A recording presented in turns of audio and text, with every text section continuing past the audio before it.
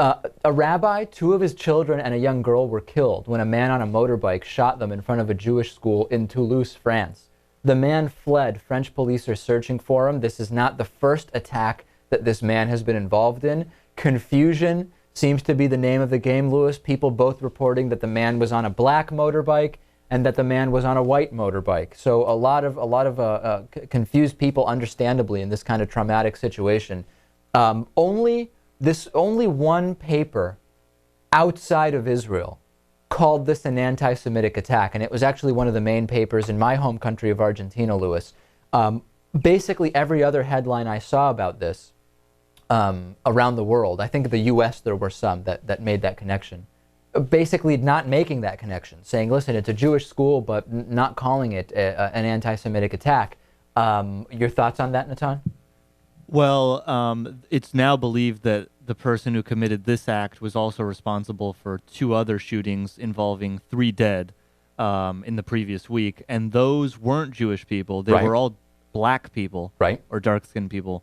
So certainly you could say that the guy may be anti-Semitic, but he's probably generally racist in terms of, more than just Jewish people being targeted. Well, it's good that Natan brought that up, because that's what I was going to say. The idea that because, and I think it may have been Muslims, actually. Natan is right. It is non-white people that this man did allegedly kill in the past.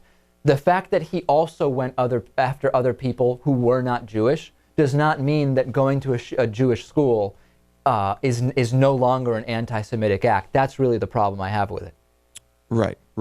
Clearly, if this is the same individual, he's the French equivalent of the KKK, whatever they call it over there. I don't know. Maybe it's KKK. Who knows? But what I found crazy about this is not necessarily the act itself, but some of the responses from the Jewish community. There was one response in particular that I think is not good. I think I have the. It's from Yaakov Katz, who is a member of the Israeli parliament, I believe, and he called for Jews to leave France in the wake of the attack. This is just a bad idea. It is being singled out and cherry-picked. It is really the particularly absurd response that we saw to it, and media in Europe are plastering this all over. And forget about the fact that it's a very isolated idea. It's not a good idea, and it's not a solution to anything. Right. I think it's obviously the worst idea in the world to take all of your people and put them in one small area if you want to improve relations with your people and the rest of the world. Yeah, but isolationism is not the answer. But put that aside for a second. It's also, is it really a solution to just get those people out of France, to get them out of harm's way, and let France continue with this type of sentiment in the areas in which it exists in France? That's not really a solution either. Right. I don't buy that. Another quote from this guy was that he said there is no future for Jews in France.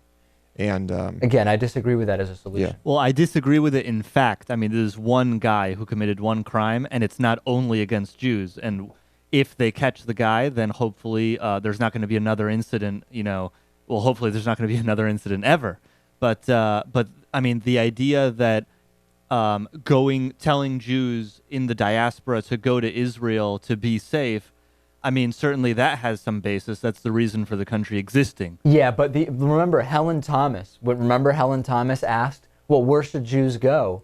And she was saying, well, they should leave Israel and they should go back to where they came from, Germany, Poland, etc. This idea of Jews having to move around in response to people being angry they're in Israel or people being angry they're anywhere but Israel, both are not solutions to me. On the bonus show, the Chinese making homes in caves, George Clooney arrested, a weatherman suing for sex discrimination. Please become a David Pakman Show member at davidpakman.com/membership. The show is mostly funded by individual memberships and supported by you. We'll be back with Ben Mankiewicz after this. The David Pakman Show at davidpakman.com.